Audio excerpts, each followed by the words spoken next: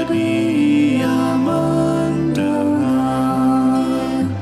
Sejak kulihat wajahnya, ku yakin pada firman-Nya dan menyerahkan bimbangku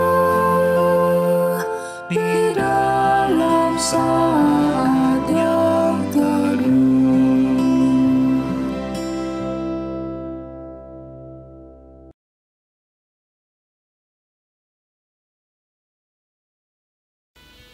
Mazmur 71 ayat 3-4. Jadilah bagiku gunung batu, tempat berteduh, kubu pertahanan untuk menyelamatkan aku. Sebab Engkaulah bukit batuku dan pertahananku. Ya Allahku, luputkanlah aku dari tangan orang fasik, dari cengkraman orang-orang lalim dan kejam. Saudara-saudara sekalian, sebelum kita membaca firman Tuhan dan merenungkan sebagian dari berita Injil, mari kita bersama-sama berdoa.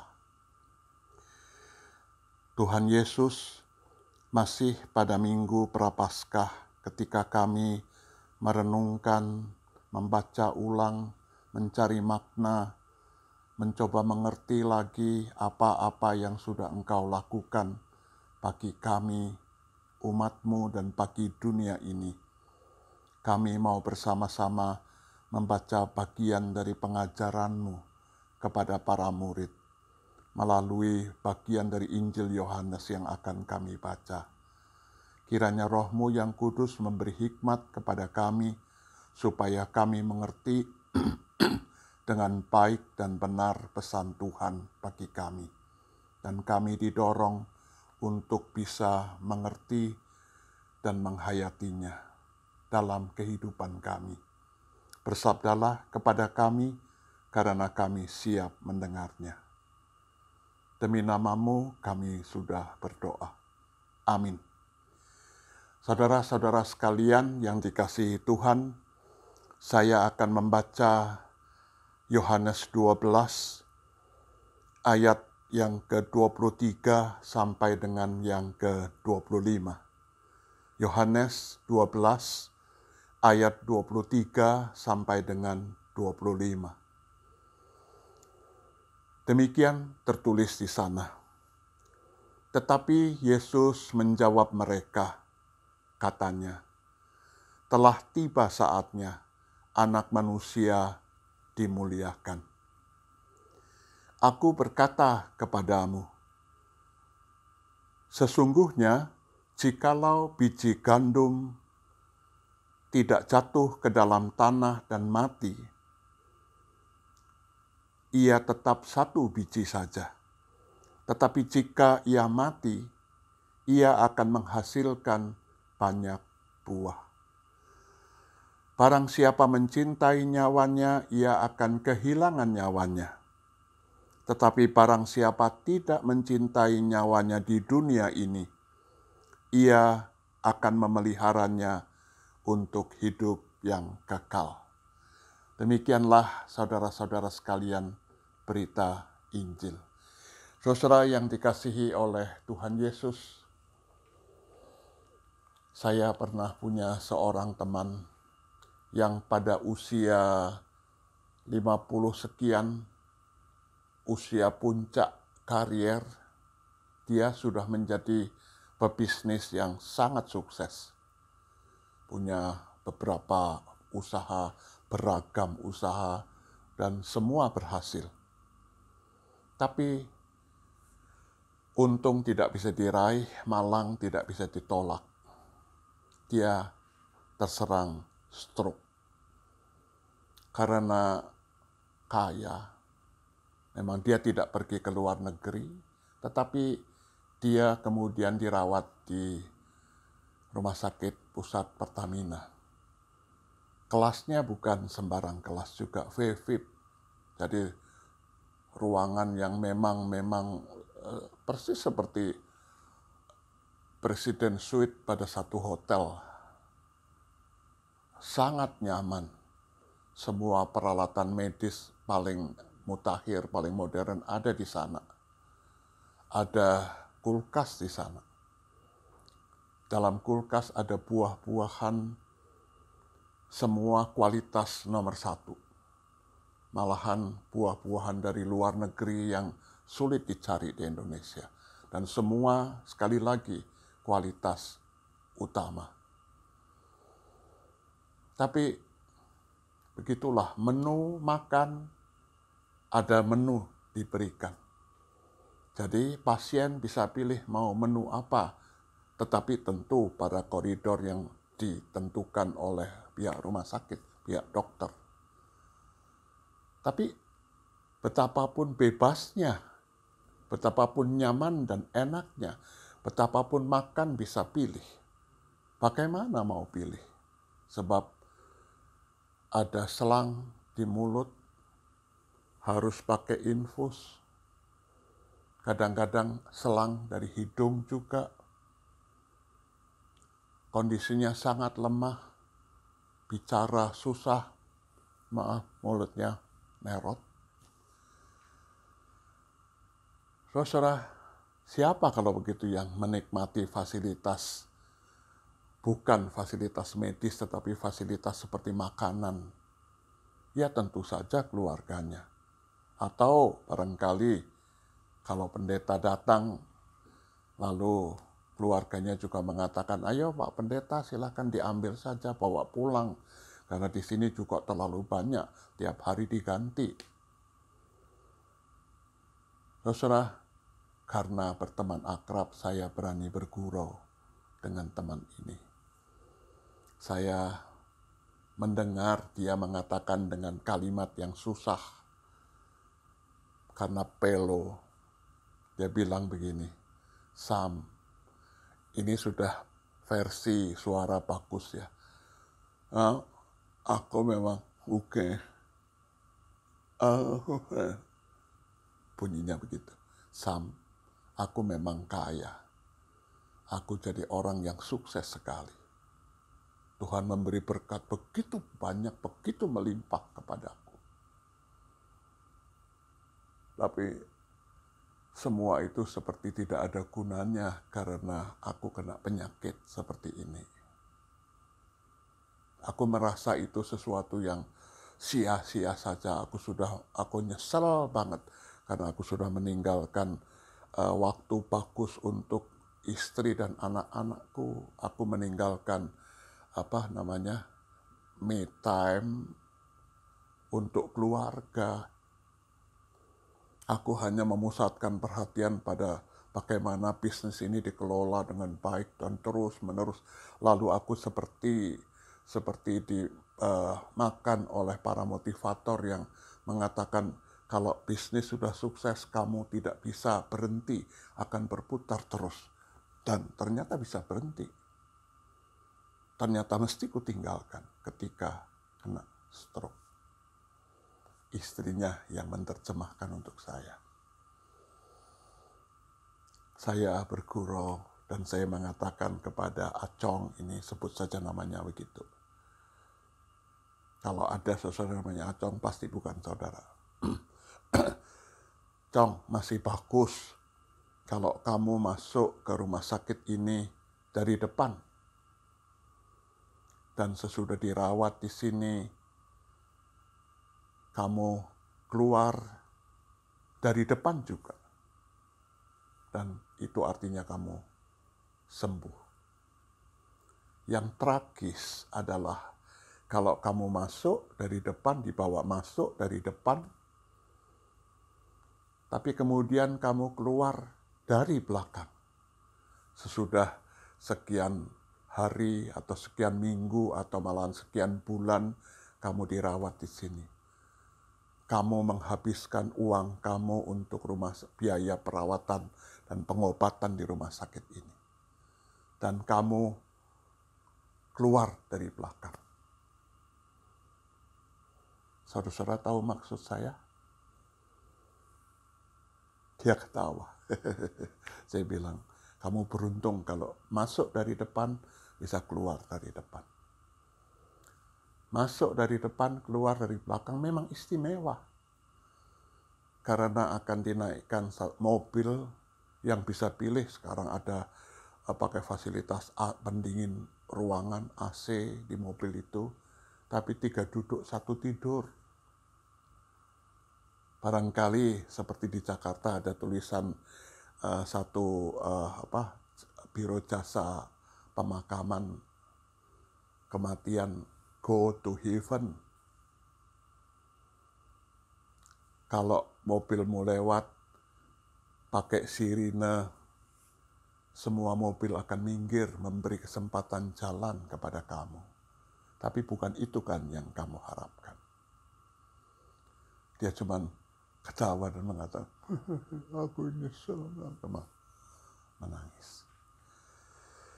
Saudara yang dikasihi Tuhan, barangkali cerita ilustrasi ini, kesaksian ini, menjadi kebalikan dari apa yang diajarkan oleh Tuhan Yesus. Kalau kamu kehilangan nyawa, maka kamu akan mendapatkan nyawa. Kalau kamu kehilangan hidupmu sekarang, maka kamu akan mendapatkan hidupmu yang sebenarnya. Paradoks yang sulit sekali untuk bisa kita mengerti dan kita pahami dengan gampang dan sederhana. Tapi memang begitulah falsafah hidup dari Tuhan Yesus. Apa yang harus ditinggal, dia tinggal, dia lepaskan. Dia melepaskan. Tentu pertama-tama untuk misi kehidupannya, bahwa dia mesti mati supaya kemudian hidup lagi karena kebangkitan. Dan Yesus tahu itu. Dia tahu bahwa kematian bukan akhir bagi kehidupannya. Dia dari sorga, dia mengerti persis bahwa ada fase di mana dia untuk tujuan hidupnya harus melepaskan nyawanya. Nanti dia akan mati. Kalau 1 biji gandum tidak ditabur dan masuk di dalam tanah, dia tetap 1 biji saja. Tapi kalau dia masuk dan mati dalam tanda kutip dalam tanah itu, dia akan berbuah lebih banyak lagi. Tentu pertama-tama barangkali Yesus bicara untuk kehidupannya, untuk cara yang ditentukan Bapaknya bagi dia untuk menjalankan tugasnya sebagai utusan Bapaknya. Tapi apakah mengenanya dengan kita? Rasanya pengajaran Tuhan Yesus itu tepat kalau mestinya didengar oleh sahabat saya tadi ketika dia masih sehat. Ketika dia masih kuat, ketika dia masih bisa beraktivitas dengan leluasa, ketika kesempatan itu masih begitu bagus.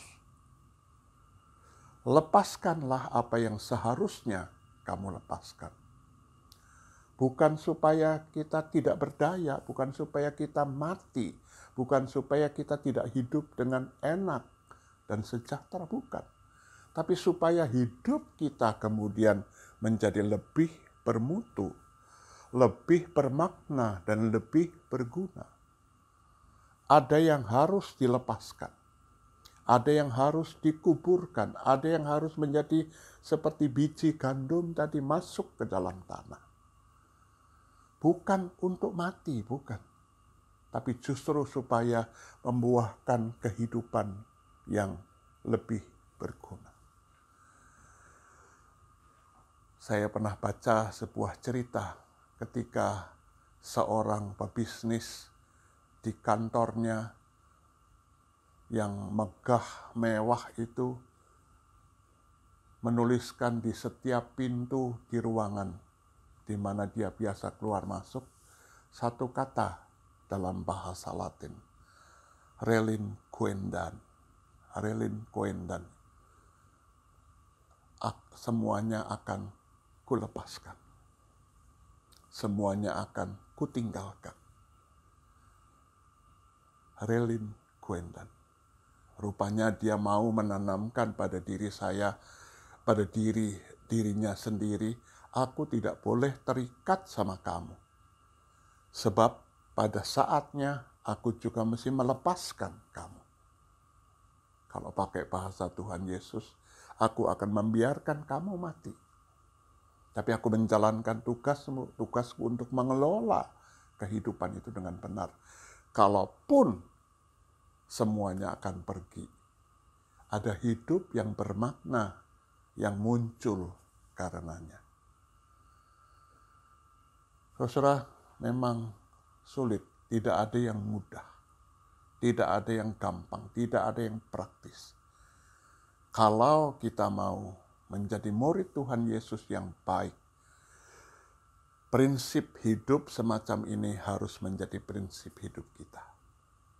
Meskipun sulit, memang susah membayangkannya ketika seorang pilot yang sudah sukses berkisah tentang kesuksesannya, kehidupannya yang serba mudah, pergi ke luar negeri, bawa barang-barang dengan enak karena posisinya sampai menjadi kapten pilot. Tapi tiba-tiba pada masa suksesnya itu, dia dan istrinya memutuskan untuk meninggalkan profesinya. Dan kemudian tinggal di satu kawasan di Nusa Tenggara Timur. Melayani, tinggal bersama masyarakat miskin di sana. Barangkali buat kita di Jakarta jadi aneh sekali.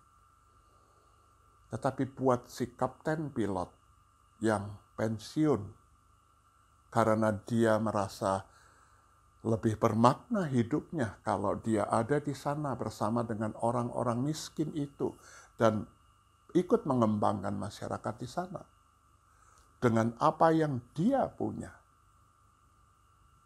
Dia menanamnya di sana supaya bukan hanya hidupnya jadi bahagia, tetapi hidupnya menjadi bermakna. Dan bermakna dan berguna bukan hanya untuk dirinya sendiri, tetapi untuk masyarakat yang tinggal bersama-sama dia. Dia tidak perlu menyesal seperti teman saya tadi. Sayang, aku terlena dan aku nyesel sekarang terjadi begini. Semoga prinsip hidup Yesus itu terinternalisasi pada diri kita. Dan pelan-pelan kita mengubah gaya dan prinsip hidup kita sesuai dengan prinsipnya. Amin.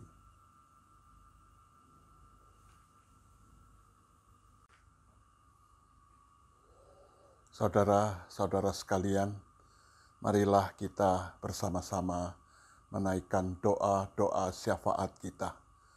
Mari kita sama-sama berdoa.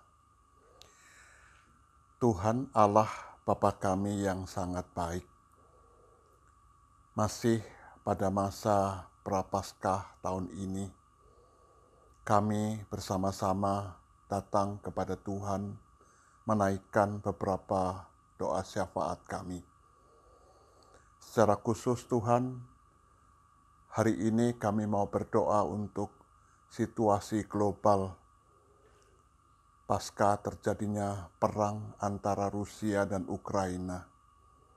Kami berdoa, ya Tuhan, untuk semua upaya baik secara diplomatik dan berusaha untuk melakukan dialog untuk bisa mencegah perang yang sudah terjadi berdampak lebih luas dan merusak kehidupan. Kami berdoa supaya orang-orang penting di balik perang yang terjadi ini juga disadarkan bahwa apa yang sudah mereka putuskan, bahwa perang yang sudah terjadi itu akan merusak kehidupan lebih lanjut.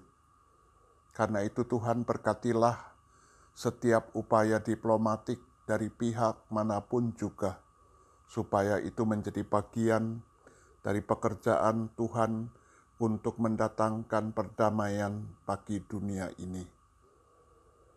Kami mau berdoa untuk para pengungsi, mereka yang tidak punya salah tetapi mesti menanggung penderitaan. Kiranya Engkau berkati mereka di tempat pengungsian mereka masing-masing.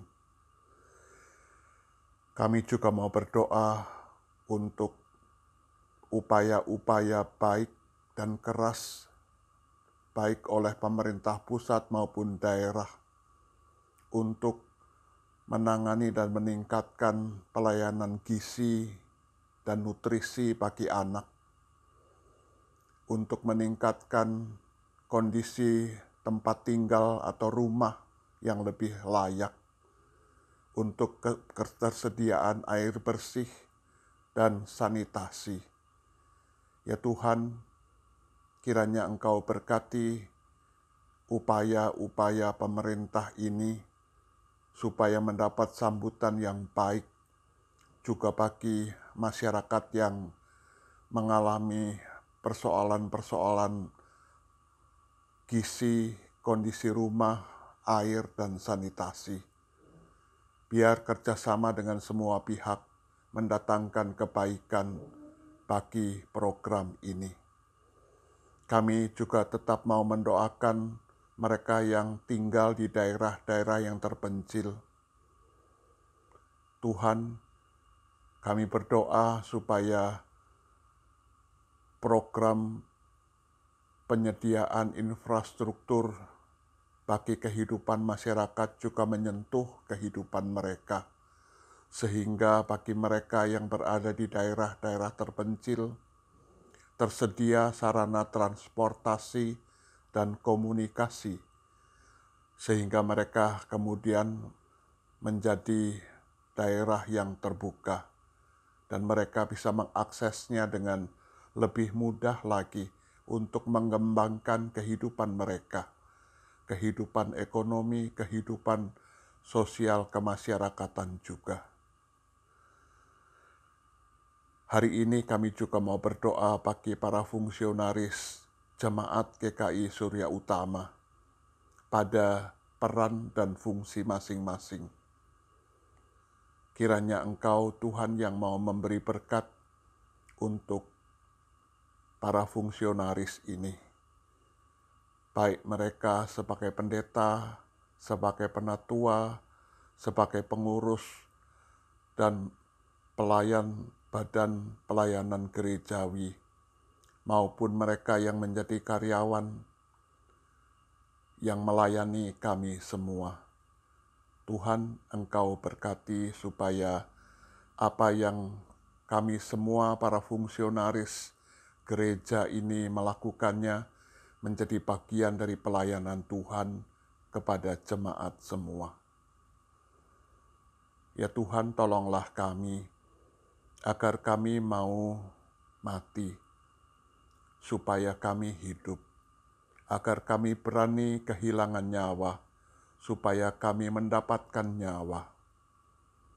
Ajarlah kami untuk meneladani cara dan pola yang dijalani, dipegang secara konsisten dan konsekuen oleh junjungan kami, Yesus Kristus, untuk meningkatkan kualitas kehidupan, sehingga hidup kami menjadi hidup yang berguna. Ya Roh Kudus, kiranya Engkau yang memampukan kami, Engkau yang terus mendorong kami untuk melakukannya dengan baik. Di dalam nama Kristus Yesus, kami sudah berdoa. Amin.